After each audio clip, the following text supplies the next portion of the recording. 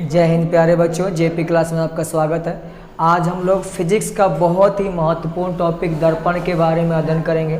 और चलिए हम लोग शुरुआत करते हैं वीडियो को और देखते हैं दर्पण। दर्पण क्या होता है बाबू? दर्पण एक प्रकाशिक यंत्र होता है। प्रकाशिक यंत्र के मतलब होता है जो प्रकाश रहेगा तो कार्य करेगा और प्रकाश नहीं रहेगा तो कार्य नहीं करेगा। यानी याद रखेंगे दर्पण एक क्या है? प्रकाशिक यंत्र है जो प्रकाश के परावर्तन के सिद्धांत पर कार्य करता है। बात समझ में आया कि नहीं है बाबू? यानी दर्पण क्या करता है? जब कोई भी लाइट यानी आती है दर्पण से क्या होती है? टकराती है। तो टकराएगी तो क्या होगा? परावर्तन होगा। तो ये यानी ये प्रकाश के परावर्तन के सिद्धांत पे क्या करता है? कार्य करता है। तो दर्पण एक प्रकाशिक यंत्र है और प्रकाश के परावर्तन के सिद्धांत पे कार्य करती है। अब हम लोग बात करते हैं दर्पण। दर्पण कितने प्रकार के होते हैं ये हम लोग याद रखेंगे। दर्पण बाबू दो प्रकार के, एक है बाबू गोली दर्पण, एक हमारे पास क्या है? समतल दर्पण। जो गोली दर्पण है इंग्लिश में क्या बोलते हैं? Spherical mirror. समतल दर्पण यानी प्लेन मिरर। गोली दर्पण के मतलब क्या होता है कि दर्पण जिसका परावर्तक सतह के मतलब जिससे प्रकाश टकरा कर क्या हो जाए? लौट जाए। तो दर्पण का परावर्तक सतह क्या होता है बाबू? एक खोखला गोला का भाग होता है। जैसे मान लीजिए ये एक खोखला गोला है तो प्रकाश जो होगा टकरा कर लौटेगा, तो इसका मतलब है ये जो सतह है ये क्या है? एक कर्व टाइप का होता है। तो इसलिए इस प्रकार के दर्पण को हम लोग क्या बोलते हैं बाबू? गोली दर्पण के नाम से जानते हैं। गोली दर्पण कितने प्रकार के होते हैं? दो प्रकार के, एक होता है उत्तल दर्पण, एक होता है अवतल दर्पण। उत्तल दर्पण के मतलब होता है बाबू, यानी अगर कैसे हम लोग पता करेंगे कि सर कौन सा दर्पण उत्तल है और कौन सा दर्पण अवतल? आप क्या कीजिएगा, एक मान लीजिए ये क्या है? गोली दर्पण है। और हमने क्या किया? हमेशा बाबू हम लोग किस ओर? बाईं ओर की दाईं ओर बाबू? याद रखेंगे हमेशा दाईं ओर यानी इस साइड। और बाईं ओर से क्या आएगा? लाइट आएगा। तो इधर हमने क्या किया? इसको कलई कर दिया। कलई क्यों करते हैं? ताकि प्रकाश इससे पार न करे। अगर पार कर जाएगा तो क्या होगा? प्रतिबिंब नहीं बनेगा, यानी प्रकाश का परावर्तन नहीं होगा। आप देखे होंगे घर पे जो चेहरा देखते होंगे दर्पण, उसके पीछे वाले भाग पे क्या किया जाता है? पेंट किया जाता है। तो याद रखेंगे दर्पण जो होता है बाबू पारदर्शी होता है। तो याद रखेंगे इसके दाहिने वाले सिरे पर क्या कर देंगे? पेंट कर देंगे। और इधर भी दाहिने वाले सिरे पे क्या कर देंगे? पेंट कर देंगे। अब मान लेते हैं हम बीच से इसको क्या कर दिए?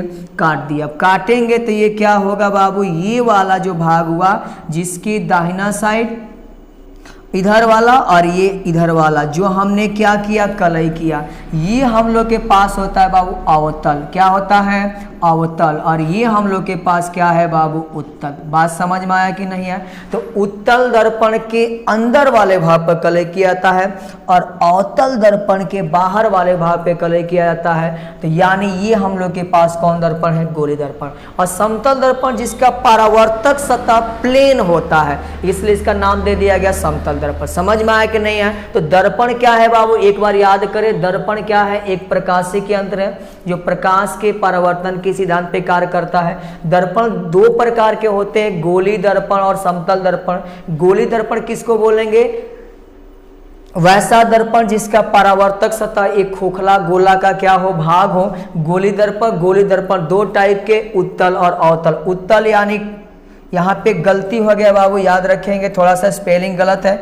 उत्तल को क्या बोलते हैं बाबू? कॉन्वेक्स। यानी ये हो जाएगा कॉन्वेक्स। क्या होगा बाबू? कॉन्वेक्स मिरर होगा। और ये हम लोग के पास क्या होगा बाबू? कॉनकेव मिरर होगा। क्या होगा बाबू? Concave mirror. ठीक है बाबू। तो याद रखेंगे अवतल के दाहिने साइड पे कलई करते हैं, या दाहिने साइड पे कलई करेंगे यानी बाहर वाले भाग पे कलई होती है। उत्तल के अंदर वाले भाग पर क्या होती है? कलई होती है। समझ में आया कि नहीं है? चलिए आगे बढ़ते हैं, हम लोग देखते हैं इनके बारे में कुछ बातें। यहाँ पर सही है स्पेलिंग, यानी उत्तल दर्पण यानी कॉन्वेक्स मिरर। क्या क्या पॉइंट याद रखना है और इन्हीं पॉइंट से ही क्या होते हैं बाबू? एग्जाम में क्वेश्चन पूछा जाता है। तो कृपया आप ध्यान से इन्हें याद रखेंगे। क्या है पहली बात? इसका पहली बात क्या कह रहा है बाबू? कि जो हमारे पास उत्तल दर्पण है उसके किस भाग पे? आंतरिक भाग पे कलई की जाती है। अभी मैंने दिखाया आपको बाबू कि यानी इस दर्पण में मैंने देखा कि इसके कौन इसके आंतरिक भाग पे कलई करेंगे तो बाहर वाले भाग से प्रकाश टकरा कर क्या होगा, लौटेगा। समझ में आया कि नहीं है? यानी उत्तल दर्पण के किस भाग पे कलई की जाती है, आंतरिक भाग पे, और बाहर वाला भाग प्रकाश का परावर्तक सतह होता है। बाहर वाला भाग क्या होगा, प्रकाश का परावर्तक सतह होता है। समझ में आया कि नहीं है? दूसरा, उत्तल दर्पण की फोकस दूरी और वक्रता त्रिज्या हमेशा क्या मानी जाती है, धनात्मक मानी जाती है। और प्रतिबिंब की अगर हम बात करें बाबू, उत्तल दर्पण में हमेशा कैसा प्रतिबिंब बनता है, तो उत्तल दर्पण में हमेशा कैसा प्रतिबिंब बनेगा बाबू, आभासी प्रतिबिंब यानी सीधा प्रतिबिंब क्या होता है, बनता है। और प्रतिबिंब का आकार याद रखेंगे, वस्तु के आकार से हमेशा क्या होता है, छोटा होता है। उत्तल दर्पण में अगर हम कोई वस्तु रखें तो उसका इमेज कैसा बनेगा, तो इमेज याद रखेंगे आभासी प्रतिबिंब। आभासी प्रतिबिंब यानी क्या बनेगा, सीधा बनेगा। और दूसरी बात याद रखना है बाबू कि उत्तल दर्पण में जो आभासी प्रतिबिंब का आकार होता है, वस्तु के आकार से क्या होता है, छोटा होता है।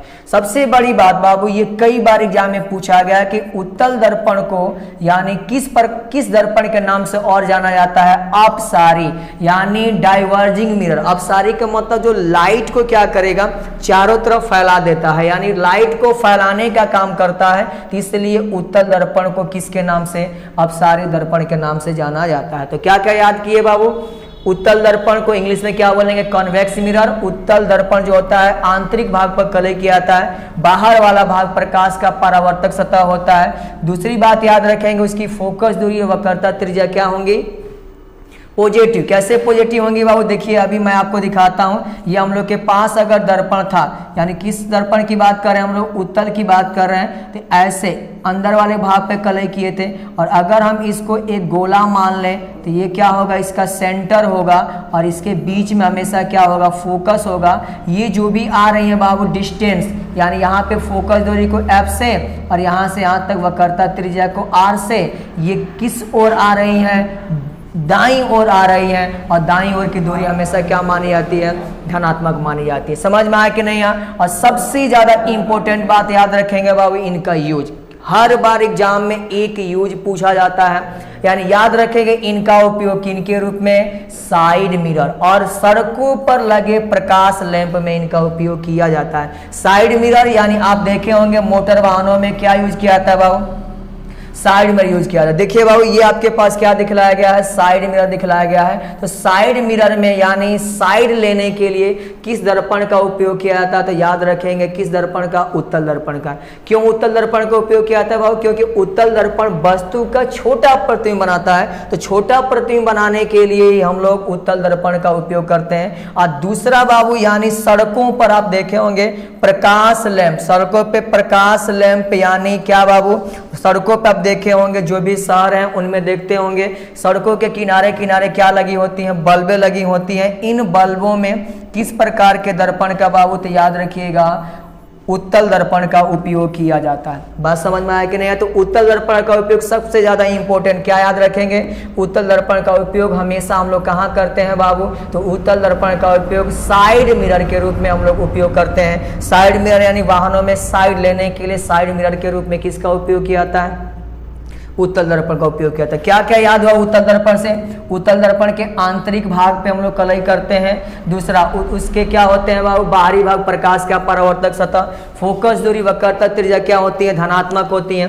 प्रतिबिंब का आकार वस्तु के आकार से क्या होता है, छोटा होता है। और हाँ ये भी याद रखिएगा प्रतिबिंब की प्रकृति कैसी होगी, आभासी प्रतिबिंब यानी क्या होगा, सीधा होगा। बहुत बढ़िया। और किस दर्पण के नाम से जाना जाता है, कई बार एग्जाम में पूछा गया है, उत्तल दर्पण को अपसारी दर्पण के नाम से। यानी लाइट को ही क्या करता है बाबू, लाइट को चारों तरफ क्या कर देता है, बिखेर देता है। तो इसलिए इसको अपसारी दर्पण कहा जाता है। और अपसारी दर्पण समझ गए। और इनका उपयोग कहाँ करते हैं, साइड मिरर। यही याद रखिएगा, साइड मिरर और सड़कों पर लगे प्रकाश लैंप पे इनका उपयोग किया जाता है। समझ में आ गया? चलिए आगे देखते हैं हम लोग के पास कौन सा दर्पण है। कौन दर्पण बाबू, अवतल दर्पण। अवतल दर्पण को इंग्लिश में क्या बोलते हैं, हर जगह गलती हो गया है। अवतल दर्पण को इंग्लिश में क्या बोलते हैं बाबू, कॉनकेव। क्या बोलते हैं, कॉनकेव। Concave mirror. क्या बोलेंगे सर, कॉनकेव मिरर। याद रहे कि नहीं याद रहेगा? अच्छा, कॉनकेव मिरर क्या होता है बाबू, तो इसके बाहरी भाग पे कलई करेंगे। अभी आपने देखा इसके किस भाग पे, बाहरी भाग पे हमने क्या किया था, कलई किया था। और अंदर वाला भाग से लाइट आएगा, टकराएगा, आ रहा है, टकरा के जा रहा है, यानी प्रकाश का क्या हो रहा है, परावर्तन हो रहा है। तो उत्तल दर्पण के किस भाग पे किए थे, अंदर वाले भाग पे, और अवतल दर्पण के बाहर वाले भाग पे कलई किया जाता है। कलई क्यों किया जाता है, मैंने अभी आपको बताया।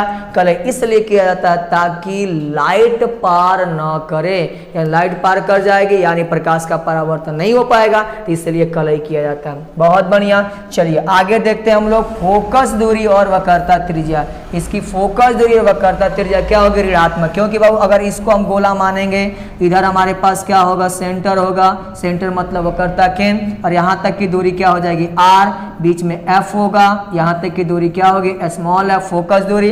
अब देखिए बाबू बाईं ओर आ रहा है कि दाईं ओर आ रहा है, ये दर्पण है तो बाईं ओर, और बाईं ओर की दूरी हमेशा क्या होती है, ऋणात्मक होती है। बात समझ में आ गया कि नहीं आ गया। तो उत्तल दर्पण की फोकस दूरी क्या आया था, धनात्मक, अवतल दर्पण की फोकस दूरी क्या आया, ऋणात्मक। बहुत बढ़िया। अब प्रतिबिंब की प्रकृति देखिए, यही एक ऐसा दर्पण है, यानी तीनों में, उत्तल, अवतल, समतल में, ये आभासी भी प्रतिबिंब बनाता है, वास्तविक प्रतिबिंब बनाता है। आभासी प्रतिबिंब क्या बनता है, आपको याद रखना है, सीधा, और वास्तविक प्रतिबिंब क्या बनता है, उल्टा। यानी मान लेते हैं ये मार्कर है, अगर हम दर्पण में देख रहे हैं और ये ऐसे ना बन के ऐसे बन गया, इसका मतलब उल्टा बन गया। उल्टा यानी क्या होता है, उल्टा यानी क्या होगा बाबू, वास्तविक। और अगर जैसा मार्कर था वैसे ही दिखाई दिया तो क्या होगा, आभासी, यानी क्या होगा, सीधा।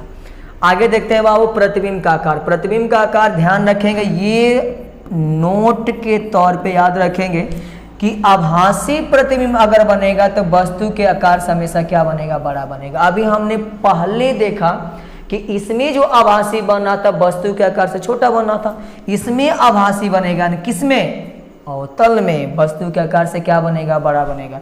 और वास्तविक जब बनेगा वस्तु के आकार के से बड़ा, छोटा या बराबर, तीनों बन सकता है। समझ में आया कि नहीं है, एक बार रिवीजन कीजिए। अगर क्या है, उत्तल है, उत्तल में आभासी प्रतिबिंब बनेगा, लेकिन उस आभासी प्रतिबिंब का आकार वस्तु के आकार से क्या होगा, छोटा होगा। अवतल में आभासी प्रतिबिंब बनेगा, लेकिन इसका आकार वस्तु के आकार से क्या होगा, बड़ा। दोनों में अंतर समझ में आया कि नहीं है। और दूसरी बात, वास्तविक जो बनता है किसमें, अवतल दर्पण में, तो वस्तु के आकार के बड़ा भी हो सकता है, बराबर भी हो सकता है, और याद रखेंगे छोटा। और हमेशा क्वेश्चन पूछता है कि कहाँ अगर अवतल दर्पण के पास वस्तु रखा जाए तो उसका प्रतिबिंब वस्तु के आकार के बराबर बने, तो याद रखिएगा वक्रता केंद्र पे। कहाँ रख देंगे, वक्रता केंद्र पे। वक्रता केंद्र पर अगर वस्तु रखिएगा तो उसका प्रतिबिंब वस्तु के आकार के क्या बनेगा, बराबर बनेगा। जैसे जैसे वस्तु को दर्पण के पास लेते आएंगे वैसे वैसे उसका प्रतिबिंब का आकार क्या बनेगा, बड़ा। जैसे जैसे दूर लेके जाएंगे वैसे वैसे प्रतिबिंब का आकार क्या बनेगा, छोटा। यानी अनंत पे हो तो इसका प्रतिबिंब बहुत क्या बनेगा, छोटा बनेगा। समझ में आया कि नहीं है, दोनों दर्पण।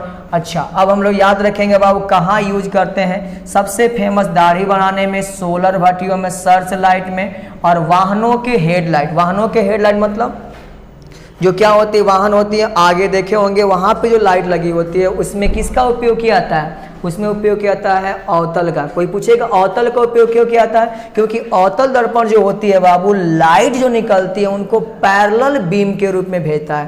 पैरेलल बीम के मतलब बाबू समांतर किरणपुंज के रूप में। समांतर किरणपुंज के रूप में अगर लाइट निकलेंगी तो बहुत दूर तक क्या होती हैं, दिखाई देती हैं। ठीक है बाबू, चलिए मैं आपको दिखा देता हूँ। दाढ़ी बनाने के लिए सबसे फेमस, दाढ़ी बनाने के लिए हम लोग किस दर्पण का उपयोग करेंगे, तो याद रखेंगे कई बार एग्जाम में पूछा जाता है, दाढ़ी बनाने के लिए हमेशा किस दर्पण का, अवतल दर्पण का उपयोग किया जाएगा। अवतल दर्पण यानी कॉनकेव मिरर का उपयोग किया जाता है। ठीक है बाबू, इसके अलावा परावर्तक दूरदर्शी जिसका खोज न्यूटन सर ने किया था, उनमें भी अवतल दर्पण का, सर्च लाइट अवतल दर्पण, सोलर भट्टी अवतल दर्पण, इन सब में अवतल दर्पण का उपयोग किया जाता है। समझ में आया कि नहीं बाबू। जैसे यहाँ देखिए बाबू, डॉक्टर लोग दांत नाक और दांत नाक और आंख की जांच करने के लिए जो क्या लगाते हैं, टार्च लेते हैं, उस टार्च में भी किस दर्पण का उपयोग किया जाता है, अवतल दर्पण का उपयोग किया जाता है। फिर आप हमसे पूछ सकते हैं सर क्यों ऐसा किया जाता है? क्योंकि ये लाइट को क्या करते हैं, एक बिंदु पर फोकसित करते हैं, जिसके कारण आसानी से दांत, आंख और नाक के बारे में आसानी से जांच किया जा है। इसलिए हमेशा डॉक्टर लोग किस दर्पण का उपयोग करेंगे? अवतल दर्पण। और अवतल दर्पण को याद रखेंगे बाबू, यहाँ पे अभिसारी दर्पण के नाम से भी जाना जाता है। समझ में आया कि नहीं है? चलिए आगे हम लोग देखते हैं नेक्स्ट क्या हम लोग के पास है। यानी हमने याद कर लिया कि अवतल दर्पण क्या है, जिसके आंतरिक भाग से प्रकाश का परावर्तन होता है, बाहरी भाग पर कलई करते हैं। इनकी फोकस दूरी ऋणात्मक होती है, प्रतिबिंब आभासी भी बनेगा और वास्तविक भी बनेगा। और याद रखेंगे बाबू, इनमें इनको किसके नाम से और जाना जाता है? अभी मैंने बताया अभिसारी दर्पण। कहाँ यूज करते हैं? खासकर दाढ़ी बनाने में किनका उपयोग किया जाता है? अवतल दर्पण का। सर्च लाइट, वाहनों के हेडलाइट में अवतल दर्पण का। परावर्तक दूरदर्शी में अवतल दर्पण का। नाक, कान, दांत के डॉक्टर लोग हमेशा किसका उपयोग करते हैं? अवतल दर्पण का उपयोग करते हैं। चलिए आगे बढ़ते हैं और हम लोग देखते हैं किसके बारे में, समतल दर्पण के बारे में। समतल दर्पण बाबू याद रखिएगा, इनका जो परावर्तक सतह होता है, परावर्तक सतह क्या होता है बाबू? समतल होता है। यानी इनका परावर्तक सतह क्या होगा? समतल होगा। और याद रखेंगे इनका फोकस दूरी, कई बार एग्जाम में पूछा जाता है कि समतल दर्पण की फोकस दूरी कितनी होती है? अनंत होती है। ठीक है बाबू। अगर उत्तल दर्पण की पूछेगा तो फोकस दूरी और वक्रता त्रिज्या क्या होगी? उत्तल धनात्मक, अवतल ऋणात्मक, समतल फोकस दूरी क्या होती है? अनंत होती है। चलिए वस्तु का, अगर ये कुछ बातें आपको मैं बता दूं, वस्तु का अगर आपको पूरा इमेज देखना है, मान लीजिए कि आपको ही अपना पूरा फोटो किसके अंदर देखना है? किसके अंदर बाबू? समतल दर्पण के अंदर। तो दर्पण की कितनी हाइट होनी चाहिए? तो आपकी जितनी हाइट है उसकी ठीक क्या होनी चाहिए? आधी। अगर आपकी हाइट मान लीजिए 6 फीट है तो दर्पण की हाइट कितनी होनी चाहिए? 3 फीट होनी चाहिए। आप देखे होंगे जैसे जैसे आप दर्पण के पास, मान लीजिए दर्पण है, जैसे जैसे हम लोग दर्पण के पास जाते हैं ना, तो उसमें हम लोग का क्या होता है, पैर लास्ट में आएंगे तो पैर ही बस दिखाई देगा, और जैसे जैसे दूर जाते जाएंगे पूरा इमेज बनता हुआ दिखाई देता है। तो यानी अगर हम लोग को दर्पण रख दे पास में और पूरा इमेज देखना है, तो हमारा जितना हाइट है उसका ठीक आधा किसकी? दर्पण की होनी चाहिए। बात समझ में आया कि नहीं आया? और प्रतिबिंब की प्रकृति की बात करें, यहाँ पे कैसा प्रतिबिंब बनेगा? आभासी बनेगा। और आभासी यानी क्या बनेगा? सीधा। और प्रतिबिंब का आकार, इसमें बहुत अच्छी बातें सीखने को मिलेगी। प्रतिबिंब का आकार हमेशा वस्तु के आकार के क्या बनेगा? बराबर बनेगा। और प्रतिबिंब का स्थान हमेशा दर्पण के क्या बनता है? पीछे बनता है। बात समझ में आया कि नहीं आया? और लास्ट में क्या याद रखना है, घरों में आप चेहरा देखते हैं, चेहरा देखने के लिए जिस दर्पण का आप यूज करते हैं वो कौन सा दर्पण होता है? समतल दर्पण होता है। लास्ट में एक ही बात याद रखना है कि अगर हमारे पास पूछेगा क्वेश्चन में कि आभासी प्रतिबिंब किनमें बनता है, तो आभासी प्रतिबिंब आप याद रखिएगा तीनों दर्पण में बनता है। आभासी तीनों में। अगर ये आभासी किन में बना बाबू? उत्तल, तो याद रखिएगा कैसा बनेगा? छोटा बनेगा। अगर ये बना किस में बाबू? अवतल में, तो कैसा बनेगा? बड़ा बनेगा। और अगर यही आभासी प्रतिबिंब किस में बना? समतल दर्पण में, तो याद रखेंगे समतल दर्पण में जब ये बनेगा तो हमेशा समतल में बनेगा, तो याद रखेंगे इसकी जो आकार होगा प्रतिबिंब का हमेशा वस्तु के आकार के क्या होगा? बराबर होगा। और अगर पूछा क्वेश्चन कौन सा यानी वास्तविक प्रतिबिंब किस में बनता है, तो वास्तविक हमेशा हमेशा हमेशा किस में बनेगा? अवतल दर्पण में बनेगा। समझ में आया कि नहीं है बाबू? तो दर्पण से कई बार बोर्ड में क्वेश्चन पूछा जाता है, तो आप इनको याद रखेंगे। ये था हम लोग के पास दर्पण, और मिलते हैं अगले वीडियो में। जय हिंद।